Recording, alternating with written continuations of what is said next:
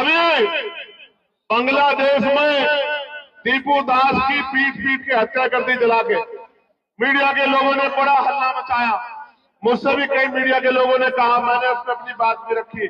मेरा कलेजा छन्नी होता है जब दीपू दास को वहां मारकर चलाया जाता, मेरा कलेजा छन्नी होता है। लेकिन इस भारत के कोने कोने में जब हर जिले में किसी भी दीपू दास को रोज मारा जाता है तो भी मेरा कलेजा छन्नी होता। तब मीडिया का कलेजा छन्नी नहीं होता, तब इन नकली नेताओं का कलेजा छन्नी नहीं होता, तब भी मेरा कलेजा छन्नी होता है। आप क्या जानो मेरे दर्द को? ये मीडिया के लोग, ये सरकार के लोग क्या जानेंगे मेरे दर्द को? जब राजस्थान में मटकी छूने पे इंद्र मेघवाल को मारा जाता है, जब मूछे रखने पे जितेंद्र मेघवाल को मारा जाता है, जब ओम प्रकाश रैगर फांसी लगा लेता है, जब पूरे प्रदेश में, उत्तर प्रदेश में मेरी बच्चियों को नोचा जाता है, उनके कपड़े फाड़े।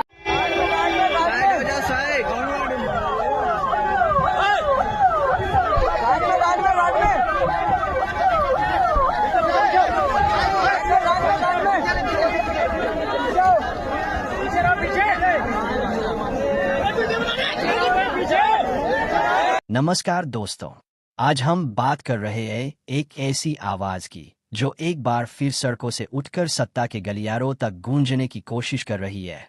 भीम आर्मी प्रमुख चंद्रशेखर आजाद ने एक विशाल रैली को संबोधित करते हुए कहा कि आज देश में गरीब और वंचित लोगों की जान की कोई कीमत नहीं रह गई है। उन्होंने दीपू दास का उदाहरण देते हुए कहा कि चाहे मामला सीमा पार से जुड़ा बताया जाए या देश के भीतर का हो, सवाल एक ही है, गरीब की मौत पर सरकार और मीडिया चुप क्यों है? चंद्रशेखर ने मंच से कहा कि रोज इस देश में दीपू दास जैसे नाम गुमनामी में खो जाते हैं।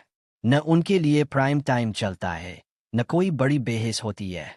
अगर पीड़ित अमीर होता, रसूखदार होता, तो शायद कहानी कुछ और होती। उन्होंने सरकार से सवाल किया कि जब देश में कानून व्यवस्था की जिम्मेदारी आपकी है, तो फिर इन मौतों की जवाबदेही कौन लेगा? और मीडिया से भी सीधा सवाल, क्या गरीब की जान टीआरपी से कम कीमती है? रैली में मौजूद हजारों लोगों ने तालियों और नारों के साथ इस सवाल को समर्थन दिया। चंद्रशेखर ने कहा कि उनका आंदोलन किसी नफरत के खिलाफ नहीं, बल्कि न्याय की मांग के लिए है। यह भाषण सिर्फ एक रैली नहीं था, बल्कि एक चेतावनी थी। अगर सवाल नहीं पूछे गए तो दीपू दास जैसे नाम सिर्फ आंकड़ों में बदलते रहेंगे। आप क्या सोचते हैं? अपनी राय कमेंट में जरूर लिखिए।